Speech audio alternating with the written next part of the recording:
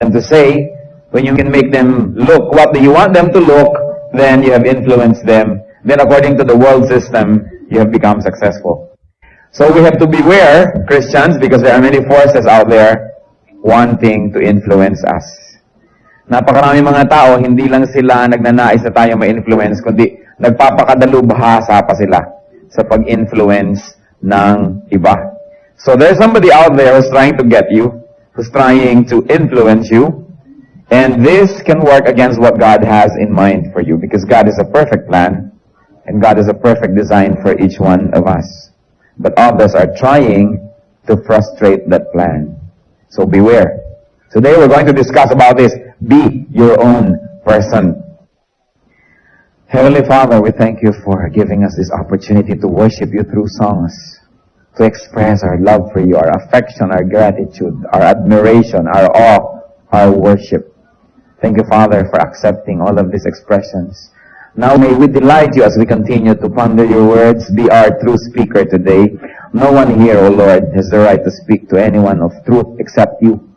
So kayo, Panginoon, ang tunay na mangusap, gamitin niyo po inyong lingkod na daluyan ng inyong salita. At nawaan niyo pong katotohanan, hindi lang marinig, hindi lang maunawaan, kundi maipamuhay ng bawat isa sa amin. By the power and in the name of Jesus, we rebuke all work of evil, all plans of evil against this assembly. We destroy you by the light of Jesus Christ.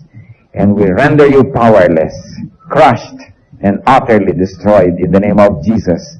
Father, let your truth prevail, let your Holy Spirit infill us. Descend upon this place, do your will, speak your mind out, bless your people, glorify yourself. In Jesus' mighty name we pray. Amen. So be your own person. Pwede nyo ba sabihin sa katabi nyo yan? Be your own person. Yan, huwag gaya-gaya. God designed the real you. Every one of us has a design. Everyone, katulad ng fingerprint, walang magkakamukha. So walang tao magkakamukha, pero lahat ng tao reflecting God's glory. Or every person is designed to reflect God's glory. Sabi sa Romans 8:29-30, for those God foreknew, He also predestined to be what? Like His Son, Jesus Christ, to be conformed to the likeness of His Son, that He might be the firstborn among many brothers. And those He predestined, He also called. So every person that accepted Jesus as Savior and Lord, or will accept Jesus as Savior and Lord, God already knew that beforehand. God does not cause us to accept or reject His Son, but because God is infinitely knowledgeable, He knows, even before it happens, who will accept Him. It does not cause us, it is our free will to accept or reject Jesus. But those whom God foreknew, God predestined. Yung mga alam na niya, natatanggap sa kanyang anak, ay ginawa na niya ng isang perfect na future, isang perfect design. And what is that? To be conformed to the likeness of His Son. Na ang ginawang disenyo ng Panginoon para sa atin ay maging kamukha tayo, maging kauri tayo ng kanyang anak, ang ating Panginoong Jesus. So God designed the real you. First of all, that design is based on His foreknowledge and based on predestination. After we have accepted Jesus as Savior and Lord, predestiny takes over. Kasi tinanggap mo na si Jesus as Lord, di ibig sabihin hindi na tayo ang Lord ng ating buhay, doon pa lang mag-uumpisa ang predestiny. Pero hindi mo pwedeng sabihin, a person is predestined to be saved, or this person is predestined not to be saved. Because the Lordship of Jesus Christ takes effect only when you accept Jesus. That's why His Lordship and the implementation of predestiny can only begin when you already have Jesus as Savior and Lord. And what is that predestiny? To be like God. Remember that God created man in His own image.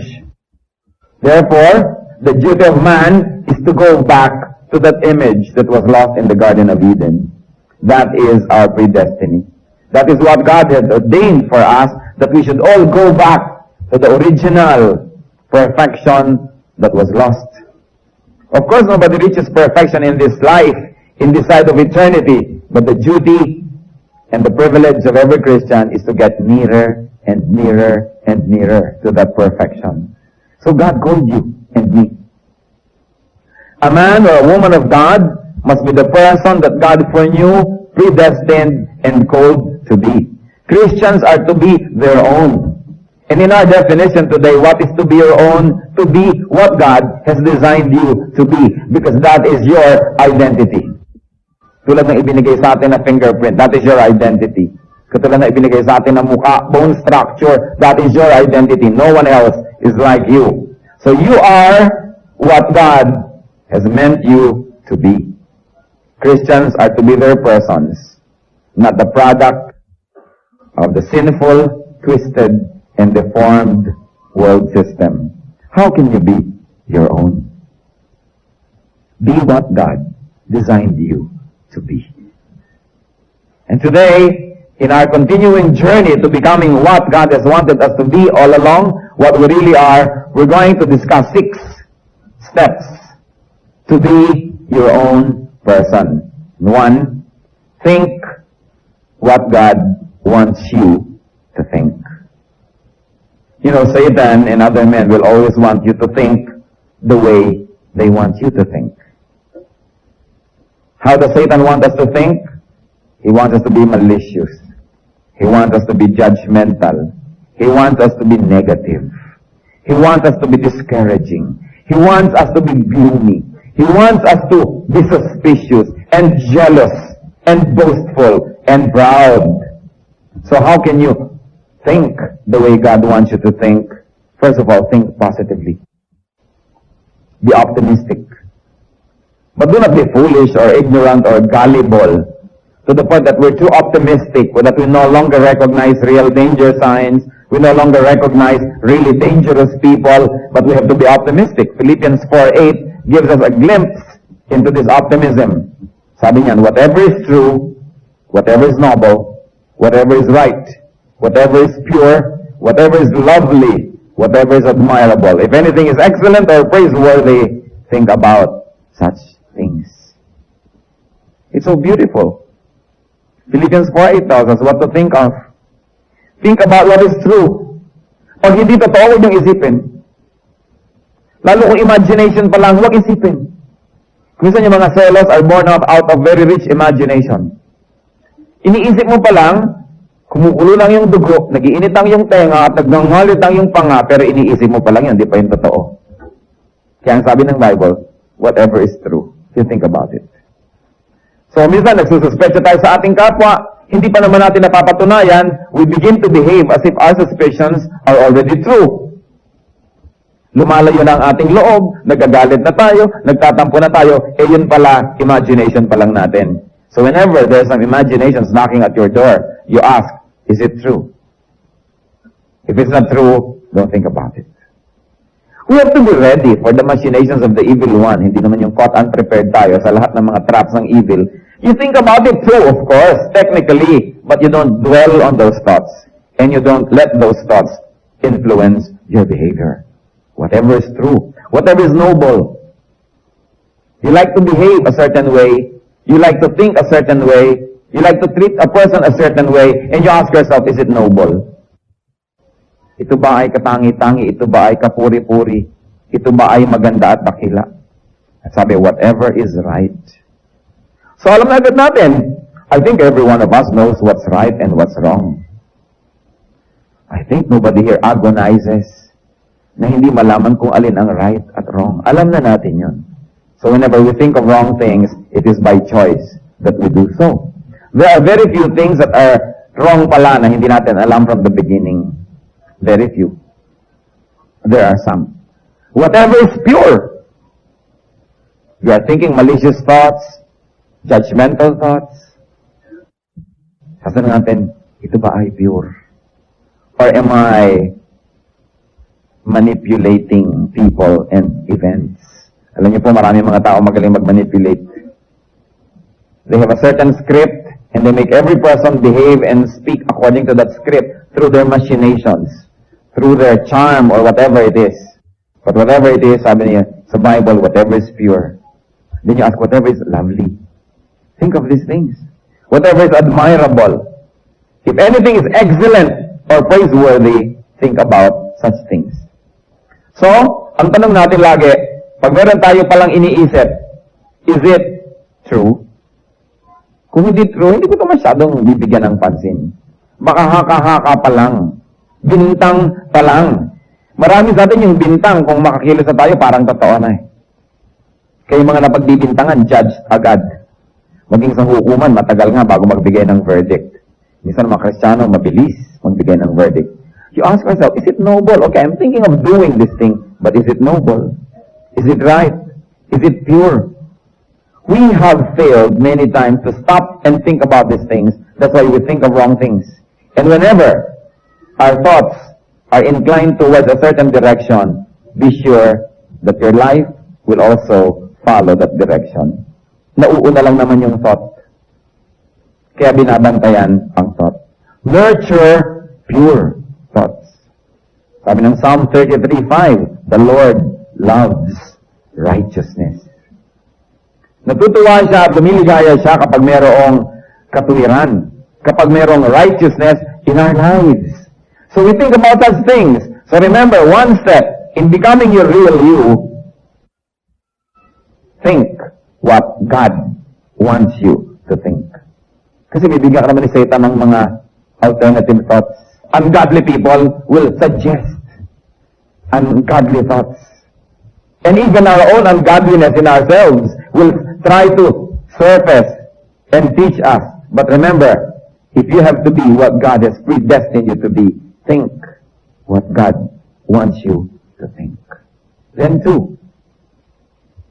At ito, breakdown na lang yan. Yung think, overall na yun eh. See what God wants you to see. Very often we say, the eyes are the first to leave the Lord. And it's true. Eve saw the fruit, then later as she came near, picked and ate. Yung mata, binabantayan. Binabantayan natin kung ano ang dinadapuan ng ating paningin. So, how do we see what God wants us to see? First, see the good in others. Satan likes you to see what is evil in others, what is imperfect, and what is ugly. And the Lord likes us to focus on the good in others. Certainly, there's a lot of imperfection in other people, but that's the same with us. And if you're going to focus on the imperfection, on what is not good about others, you will begin to think negatively. Then yung first natin, think how God wants you to think, and what God wants you to think of will become what? Betrayed, will get betrayed. So, look, overlook, forgive, and pray for faults and failures of others. Sa pamilya, sa magkakaibigan, sa mag-asawa, sa magkasintahan, sa church, ano bang unang sumisira? E di ang tinitingnan mo yung negative in others. That's not what God wants you to look at. If you're going to look at something negative, look into yourself. And if you're going to look at something nice and good, look at other people. 1 Peter 4:8, above all, love each other deeply, because love covers a multitude of sins. It has never failed to amaze me, this verse. I've consulted with so many references, and nobody has really given the answer that I'm looking for. Na kaninong sin ba yung natatakpan ng love? Yung sin ng minamahal o yung sin ng nagmamahal? Kasi sabi niya, love covers a multitude of sins. And I like to think that it works both ways. If I love you, I will focus on the positive, and my love will cover the negative aspect in you. It will cover your sins. And yet also, if I love other people, and I look at what is positive in them, that same love will cover my sins. Because if I start looking at negative things, I become sinful too. I become judgmental. I become proud. I probably become unkind. So, both ways. Love covers a multitude of sins. You want to sin less and less and less? Love more and more. The way God wants us to love. Because if we love people, there will be very few things that they'll do that will probably hurt us or will make us judgmental or strict. Because love covers a multitude of sins. Kaya nga kung minsan mayroong nabasag na baso, depende kung sinong nakabasag para tayo magalit. Pagka loved one mo, ang tanong mo agad, nasugatan ka ba? Pero pag iba lalo katulong, ala, makabasag ka na naman, salary deduction. Pero pagka mahal mo sabay, pagka anak mo, titingnan mo agad kung baka nasugatan. Most of the time, it's not what people do, but who does it that becomes important. So we should love more. See what God wants us to see. Because no matter how we try to go through life, ang bawat isang tao meron talaga yung kapintasan eh. At meron talaga yung katangian. Pag yung kapintasan ang lagi yung tiningnan, kung meron kayong konting pag-ibig, mawawala pa. At pag nawala na yon, lalong lalaki ang kanyang mga mali. At lalo namang lalaki ang ating mga mata sa pagtingin sa kanyang mga mali. At lalong magiging miserable ang buhay nating lahat. So when you're looking at somebody else, you say, is this God, what God wants me to see? Okay, I'm looking at someone. Is this what God wants me to look at? Or God wants me to look at something positive and nice and beautiful and pure? Another thing under that, seeing what God wants us to see opportunities beyond difficulties. Ang mga godly people, when there's a difficulty, when there's a problem, when there is what you might call a tragedy, they look beyond it and see God. And see an opportunity. There's always an opportunity in every difficulty. Lahat tayo puyat dahil sa kasalan. At masaya naman tayo na puyat dahil sa masayang bagay. But tomorrow morning, Sunday, that's an opportunity to come on time. Is it not? Kasi konting-konting pagkakataon lang yung lahat tayo puyat, huwag niyo papalampasin yung opportunity na maging dakila at maging bayani. Sapagkat ang kadakilaan at kabayanihan ay nangyayari lang sa mga mahihirap na pagkakataon. Kaya pag mayroong mahirap na pagkakataon, ito talaga, nakakainis itong taong ito, then this is my opportunity to be kind. Otherwise, kung mabait naman siya, I don't have any opportunity to be kind. It only follows that I should be kind dahil kind siya. Eh kung hindi na siya kind, this is an opportunity for my life to shine dahil nag-brown out. Eh kung ang liwaliwanag na, yung imunting ilaw niyo, hindi na yung mapupuna. Pero kung habang lalong sumisidi ang dilim, lalo namang na-appreciate kahit kaprasong ilaw lamang. Kaya habang gumugulat mo, this is my opportunity to become. They have a point, I will be the counterpoint. They have a thesis, I will be the antithesis. In fact, I will be the synthesis.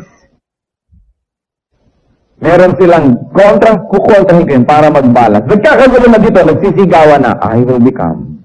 This is my opportunity to shine for the Lord. Nagkakapaguran na, maiinit na ang ulo ng lahat. This is my opportunity to show the Spirit in me.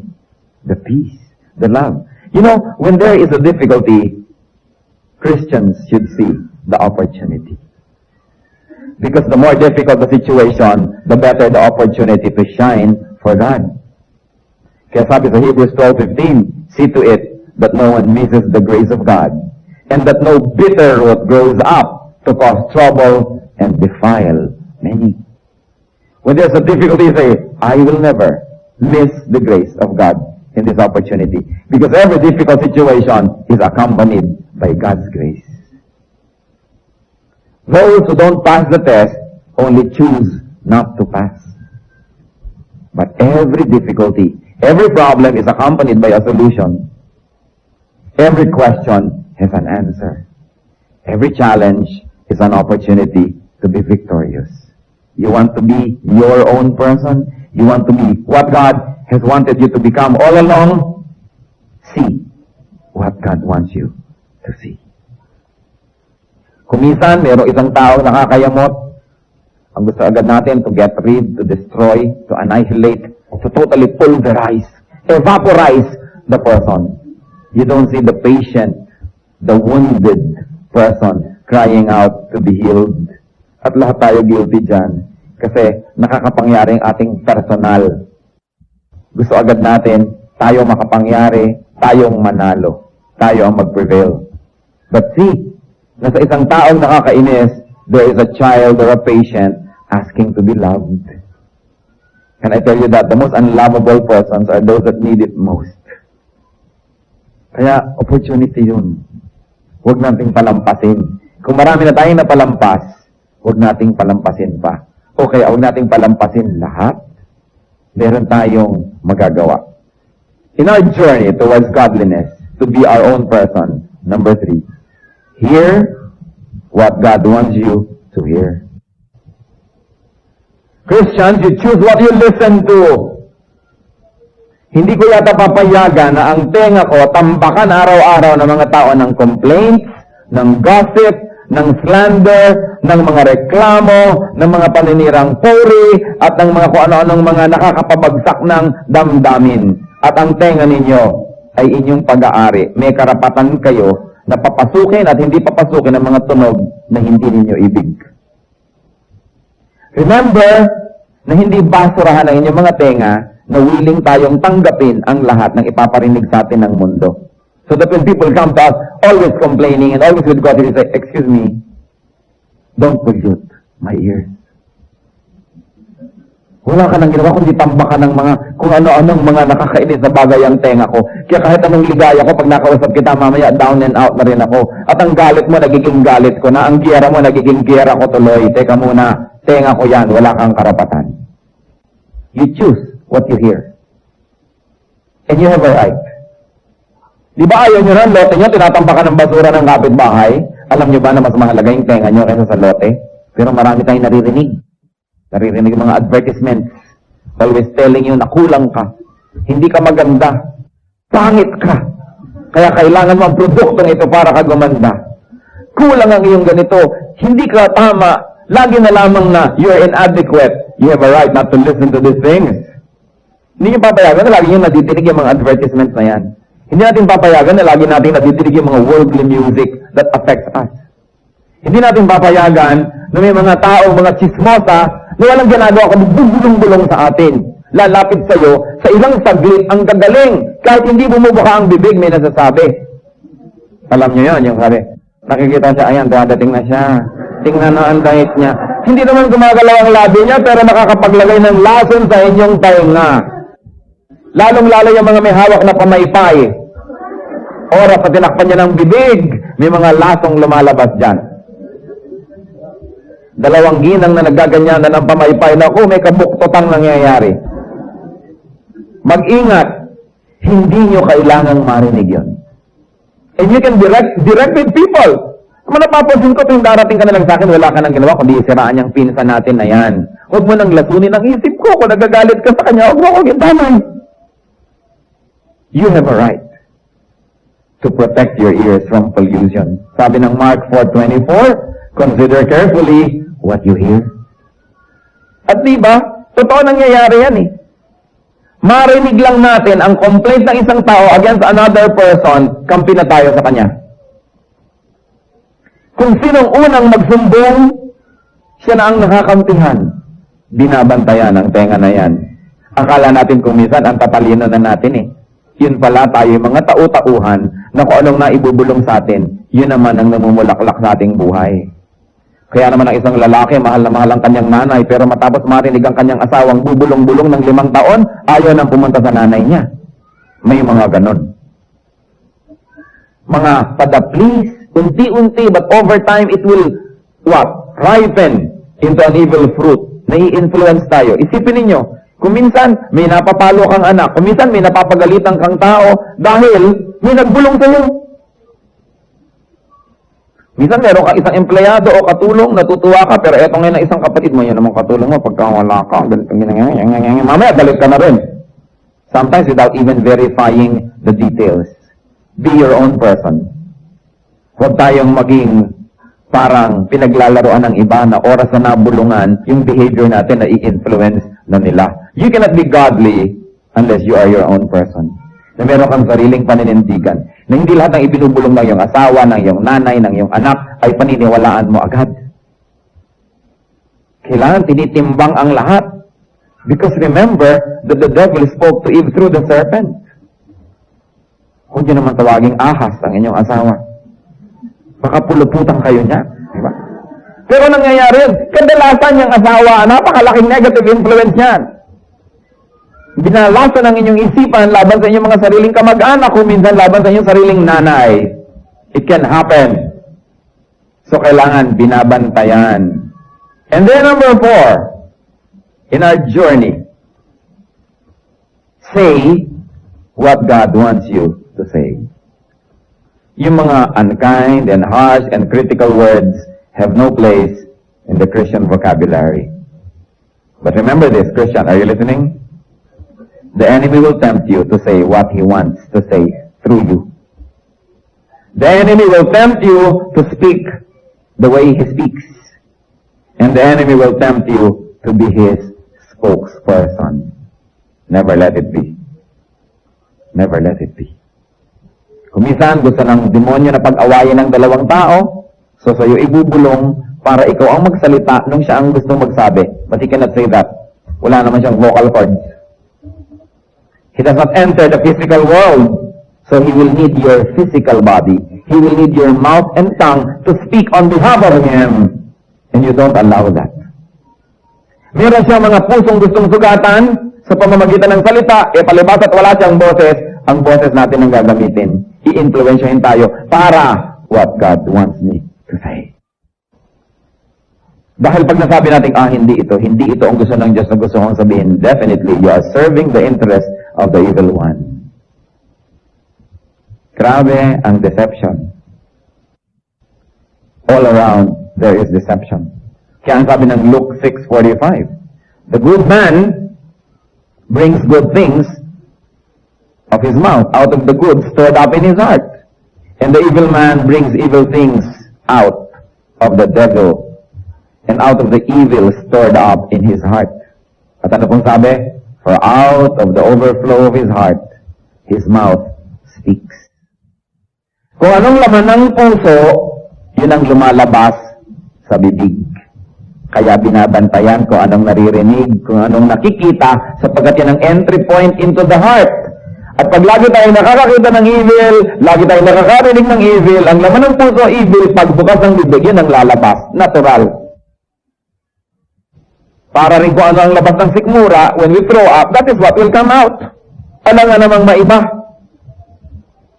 I remember one particular time, one of my friends owned a very fancy restaurant, and there was this girl who was trying to project na siya yata ay society girl or whatever, at ang arte-arte niya, at kung ano mga kasupladahan ng pinagagawa niya, bigla siya nag-throw up. Ano ang nakita ng mga waiter na isinuka niya? Munggo. Sabi ng waiter, munggo lang pala kinain mo kanina, ang supla-suplada mo pa ngayon. O ganon, ano bang laman ng sikmura? Lumalabas when you throw up. Kung ano laman ng puso, yun ang lalabas. Kaya pag nakita yung tao, laging reklamo ng reklamo, laging chismis ng chismis, alam nyo na, punong-puno ng evil ang puso ng taong ito. Kailangan ipag-pray, kailangan mahalin, pero hindi dapat pakinggan. Maraming ganon. So say what God wants you to say. In a very difficult situation, you are tempted to open your mouth and say, Lord, is this what you want me to say? Hindi naman mahirap malaman eh. Hindi mahirap malaman. Hindi lang tayo dapat pabigla-bigla. Kasi yung salitang nabitawan na hindi na kayang bawiin. Kahit 1,000 sorry ang sabihin mo, hindi na kayang bawiin ang salitang nabitawan na. Kaya dapat nag-iingat. Do not be the devil's spokesman. And do not be other people's spokesman. Marami mga tao magaling magpaikot eh. Galit sila doon, hindi nila mapagalitan, ikaw ngayon ang gagalitin nila para ikaw magalit. Meron silang taong gustong pagsabihan, hindi nila masabihan, sa'yo ngayon ngulngol ng ngulngol, sa'yo ngayon bulong ng bulong. Mamaya, kung hindi nyo babantayan, sinasabi nyo na doon sa tao ang gusto niyang sabihin, pero hindi niya sinasabi dahil kayo ang ginagamit niya. Madalas yan. Napakadalas. Kaya babantay natin, teka muna, bakit ba ako ginagalit? Gusto mo siguro awayin ko siya para sa'yo. Kasi nga, napakaraming tao nagmamanipulate. They manipulate others. They make you angry so that you will fight their battles for them. So that you will fight God. Yan ang gusto ni Satan labanan ng Diyos. So ang ginagawa niya, tayo ang kanyang nililinlang para tayo ang lumaban. So we will fight his battle. Don't you be deceived, Christians. Kaya ang sabi sa Bible, be as innocent as doves, but be wise as serpents. Huwag tayong mga uto-uto. At sino naman ang may access na maglagay ng basura sa ating tenga at sa ating mata? Ito yung mga taong malapit sa atin. Kaya bantayan ang mga taong malapit sa atin. People make us hear and see and then say what they want us to say. Be careful. Say good, soothing, healing, comforting, encouraging words. Sabi sa Colossians 4:6, let your conversation be always full of grace, seasoned with salt, so that you may know to answer everyone. Our speech must be seasoned with salt. In other words, yung walang lasa, walang kwenta, dapat may lasa. At hindi lang yon, yung salt stops decay. Kaya kung decaying ang ating tampakan ng asin. Parang daing, di ba? Tumitigil ang kanyang pagka-decay pagka inaas na ng gusto.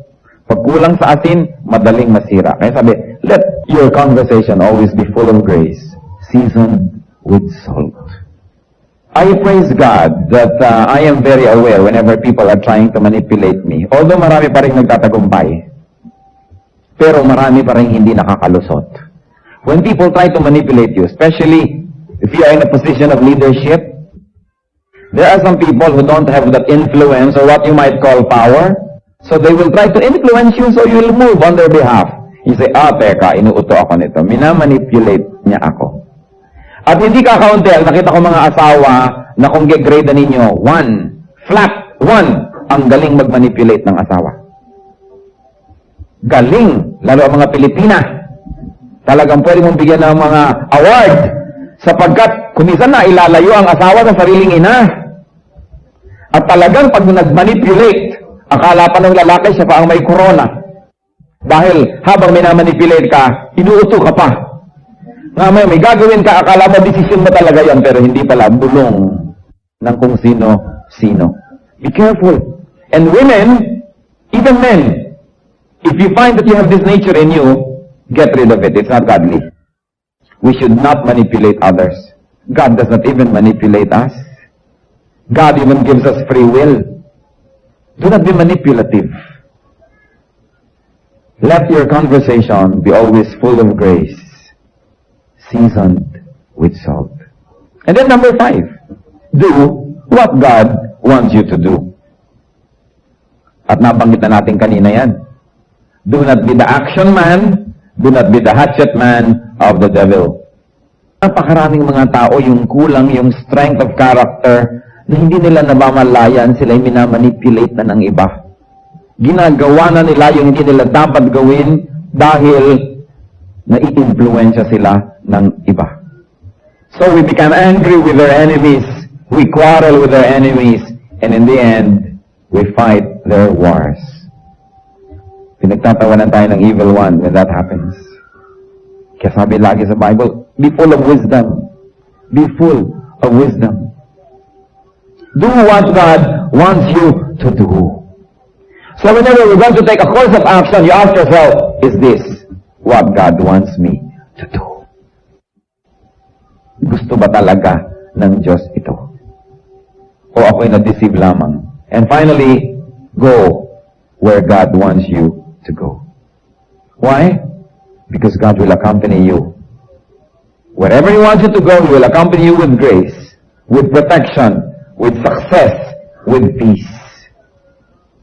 Be where God wants you to be. Sabi sa Isaiah 48:17, this is what the Lord says, your Redeemer, the Holy One of Israel, I am the Lord your God, who teaches you what is best for you, who directs you in the way that you should go. Christian, be your own person. Do not be vacuum-headed. Do not be manipulated by others. Control your thoughts. Alam niyo yung vacuum, kahit ano, hinihitit. Pag hindi puno ng wisdom and godliness ang ating mind, hihititin yan ng kung ano ng mga basura everywhere. So make sure that your mind is always full of godly thoughts. When the devil finds it to be empty, he will fill it with his own thoughts. Do not be a captive audience of anyone. Control your sight. Choose what you will see. At this point in my life, I read many letters, but I should tell you that there are letters I do not read. It is my right not to read anything that I don't want to see. You can never imagine what kind of letters I get. What kind of indecent proposals I get. And I said, kilala ko na tong letter na to. I will never read it. I refuse to read it. Why should I allow a person to unburden that person's thoughts into me? Di ba pag meron tayong gustong sabihin, pag nasabi na natin, lumuluwag ang ating loob? At sino ang sumikip ang loob, yung napagsabihan, inilipat natin sa kanya. I refuse. Kung ano man ang nararamdaman mo, sarilihin mo na lang. Huwag mo lang ilipat sa akin yan. Buntot mo, hilahin mo, at bakit mo sa akin ipapahilay ang iyong damdamin? So, ganun. Hindi nyo binabasa lahat ang ipinapadala sa inyo? That's why it is very, very unethical, especially in this electronic age, to be sending messages that are unsigned. Yung mga kung ano-anong code, hindi mo kilala, it's very unethical. You have no right to enter a person's mind with your thoughts without even having the decency to sign your thoughts. Kung minsan may magbibip sa akin ako ano-ano. Magaganda naman. Kaya lang mag-isip ka, sino to? Bakit mo ako ginaganito? Anong karapatan mo na pag-isipin ako sa oras na to? And so, yan ang mga intrusion sa ating buhay. Mabuti pa nung araw walang telepono, walang fax, walang mga beeper. Kung hindi person to person makipagkita sa'yo, hindi masasabi ang layunin. Pero ngayon, it is so easy to hide in the dark and yet be able to unload your garbage into another person's mind. I tell you this, be the guardians at the doors of your eyes and ears. It is your basic right not to see what you don't want to see and not to hear what you don't want to hear. Do not let your mind become a blank tape na kahit ano na lamang i-tape ng iba pumapasok tuloy. Tanggalin niyo yung parang tenga, no taping allowed. Hindi ko pwedeng pakinggan ang ayaw kong pakinggan. Sino magbigay sa'yo ng karapatan na mapaluwag mo lang ang dibdib mo, ipapasok mo sa tenga ko ang laman ng iyong dibdib, lalo kung ayaw kong pakinggan yan. It is my basic human right not to hear what I don't like to hear. And Christians, do not be the loudspeaker of others. Do not be a lip-sync artist. Alam niyo yung lip-sync, di ba? Lip synchronization. Yung mga kumakanta kunwari sa TV pero gagano'n-ganon lang ang bibig kasi kasabay tape. Di ba? Madalas mga tao ganyan. Bumubuka-buka ang bibig pero ang nanggagaling na sound hindi naman galing sa puso nyo, galing sa iba and you're being used. Nag-lip-sync kayo nun. Don't.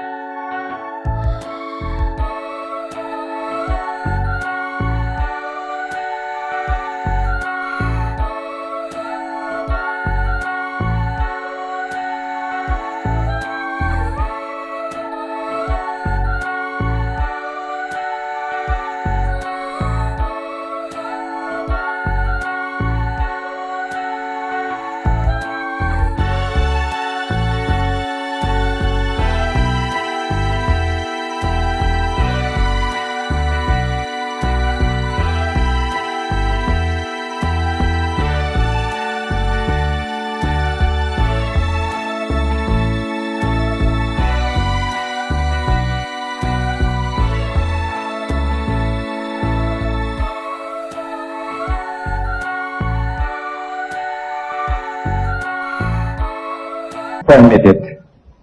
Control what you say. And Christian, do not be a robot. Control what you do. Do not become an unwilling participant in many people's games. And then, do not be a guided missile or a remote-controlled machine. Control your direction. Go where God wants you to go, not where people influence you to go. You are what God wants you to be. You can be what God wants you to be. Anything apart from what God wants you to become is not you. Will not be you.